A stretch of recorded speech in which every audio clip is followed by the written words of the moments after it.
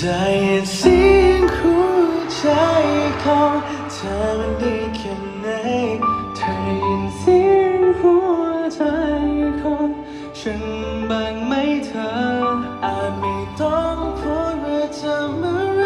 แค่เพียงสบตาก็รู้ความรู้สึกที่มันคงอยู่คือคำว่ารักคำเดียวได้ยินเสียงหัวใจของ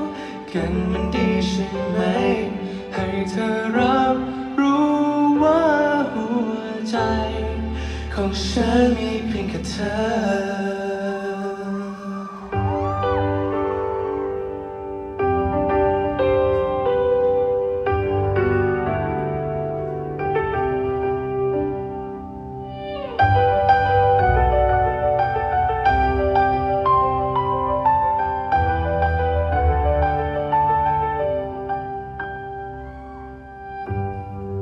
ถ้าความรักมันคือเธอ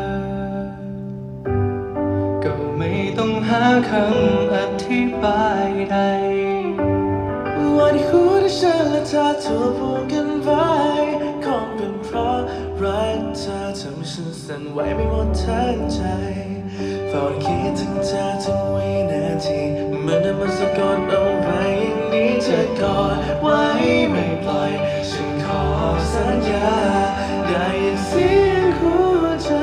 ของเธอมันดีแค่ไหนเธอได้ยินเสียงหัวใจของฉันบ้างไหมเธออาจไม่ต้องพูดหรือทำอะไรแค่เพียงสบตาก็รู้ความรู้สึกที่มันคงอยู่คือคำว่ารักคำเดียวได้ยินเสียงหัวใจของกันมันดีใช่ไหมให้เธอรับรู้ว่าหัวใจของฉันมีเพียงแค่เธอ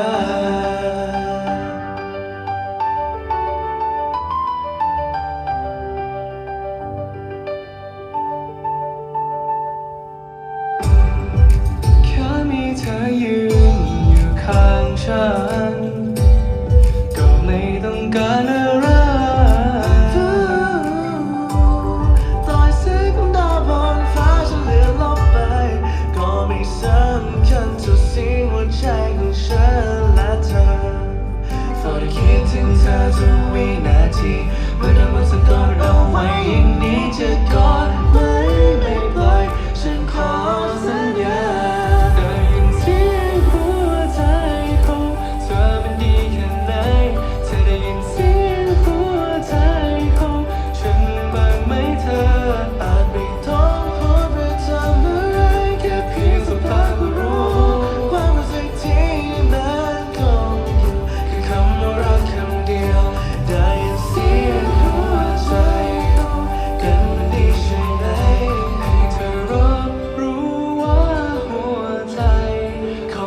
มีเพียงแค่เธอ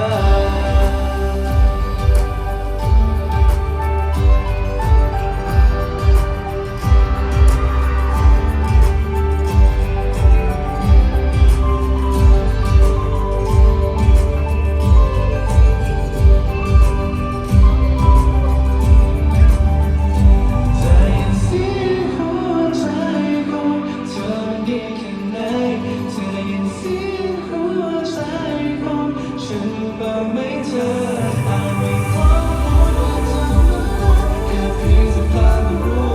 ความรู้สึกที่มันคงคือคำว่ารักคำเดียวได้ยินเสียงหัวใจกันมันดีใช่ไหมให้เธอรับรู้ว่าหัวใจ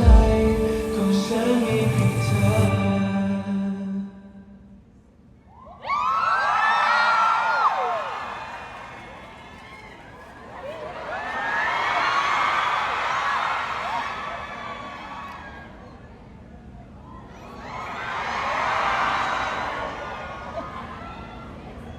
เมื่อไหร่จะได้ปากแข็ง